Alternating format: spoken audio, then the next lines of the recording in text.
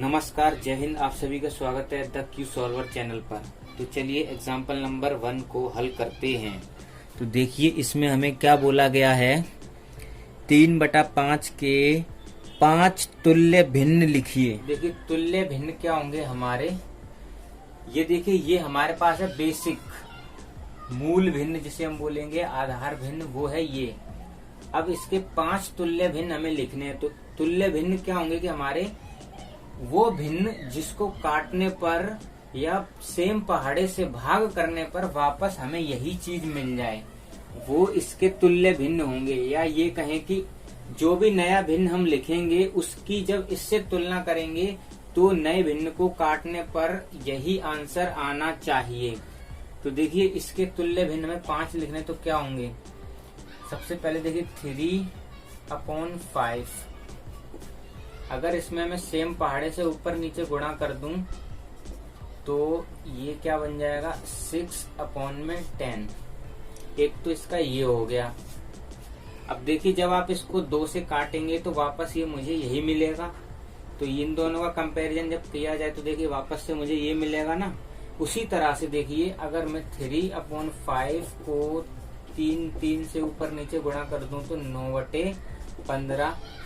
अब देखिए ये और ये तुलना इनकी समान है। तुल्य भिन्न का क्या मतलब है, जब इसको 3 से काटूंगा तो वापस मुझे यही मिलेगा। तो जो भी नए भिन्न मिलेंगे उनको काटने पर वापस मुझे यही मिल जाएगा। ये होंगे इसके तुल्य भिन्न। और कोई भी यहाँ पर हो सकता है 3/5 के अलावा आप कोई सी भी संख्या, जैसे कि मैंने लिख दिया 1/8, इसके तुल्य भिन्न क्या होंगे। तो बस ऊपर नीचे सेम नंबर से मल्टीप्लाई करते जाइए, इसके आपको बहुत अनंत अनंत अनंत तुल्य भिन्न मिल जाएंगे। उदाहरण 2, रमेश ने एक प्रश्नावली का 2/7 भाग हल किया, जबकि सीमा ने उस प्रश्नावली के 4/5 भाग हल किया। बताइए किसने कम हल किया। तो देखिए मान लीजिए हमारे पास एक प्रश्नावली है 2.1, एक प्रश्नावली है 2.1। इस प्रश्नावली 2.1 का 2/7 भाग, टोटल प्रश्नावली का 2/7 भाग किसने हल किया भाई, रमेश ने। ठीक, जबकि जो सीमा है, सीमा ने इसी प्रश्नावली का सिर्फ 4/5 भाग हल किया। ये सीमा ने किया। तो अब हमें ये बताना है कि इसने कम सॉल्व किया है कि इसने। अब हमें इन दोनों की तुलना करनी है। अब किसी भी चीज की तुलना करने के लिए उनका जो आधार, जो हर है, वो समान होना चाहिए। तो देखिए इसका हर 5, इसका हर 7। अब इनको समान करने के लिए हम क्या लेंगे, इनका एलसीएम। तो देखिए 5 और 7, इसका एलसीएम क्या होगा। 5 क्या है, 5 देखिए अभाज्य संख्या है और 7 भी अभाज्य संख्या है। तो इन दोनों का जो एलसीएम आएगा वो क्या आएगा 35। तो देखिए 4/5, इसमें क्या गुणा किया जाए 35 आ जाए 7, तो ऊपर भी 7।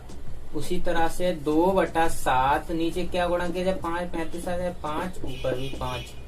अब यहाँ पर देखिए कितना हो जाएगा 28/35, ये सीमा का है। और रमेश वाला आ जाएगा 10/35। तो अब आप बताइए किसने कम भाग सॉल्व किया है। उदाहरण नंबर 4, सुमन प्रतिदिन 5 सही 2/3 घंटे पढ़ती है। वह अपने इस समय में से 2 सही 4/5 घंटे गणित और विज्ञान में लगा देती है। दूसरे विषयों के लिए वह कितना समय लगाती है। तो देखिए हमारे पास पढ़ने के लिए क्या क्या सब्जेक्ट होते हैं। एक तो विज्ञान, गणित, ठीक, सोशल साइंस या सोशल स्टडीज, फिर उसके बाद हमारी जो होती है हिंदी, संस्कृत। ठीक है, ये हमारे पास टोटल सब्जेक्ट है पढ़ने के लिए। तो वो देखिए इन सभी सब्जेक्टों को सुमन डेली पढ़ती है। अब इन समय में वो जो इन सभी सब्जेक्टों को पढ़ने में जो वो टोटल टाइम लगाती है वो लगाती है इतना, 5 सही 2/3 घंटे वो इन सभी सब्जेक्टों में खर्च करती है, जिसमें से वो मैथ और साइंस इन दो पर जो अपने टाइम खर्च करती है वो है 2 सही 4/5 घंटे। तो अब हमें ये बताना है कि ये जो 3 सब्जेक्ट बचे इन पर उसका टोटल कितना टाइम लगता है। तो देखिए टोटल टाइम जो है उसका है 5 सही 2/3 घंटे। तो इसको अगर हम उचित भिन्न या फिर विषम भिन्न में बदल लेते हैं तो देखिए इसका क्या बनेगा हमारा 5 × 15 और 2 17/3 घंटे। तो जो टोटल उसका जो टाइम लगता है पढ़ाई में वो लगता है 17/3 घंटे, जिसमें मैथ और साइंस में जो उसका टाइम लगता है वो लगता है 14/5 घंटे। अब हमें ये बताना है कि एसएसटी, हिंदी और संस्कृत इन तीनों को पढ़ने में उसे टोटल कितना टाइम लगता है। तो देखिए टोटल टाइम हमारा है 17/3, जिसमें से मैथ और साइंस को पढ़ने में उसे कितना लगता है 14/5। अगर हम इन दोनों को सॉल्व करें तो हमें मिल जाएगा एसएसटी, हिंदी और संस्कृत को लगाने वाला टाइम। अगर इसमें से इसे घटाना है तो इनका हर समान होना चाहिए। तो देखिए इसका 5 है, इसका 3 है, तो इनका जो एलसीएम लेंगे तो वो आएगा 15।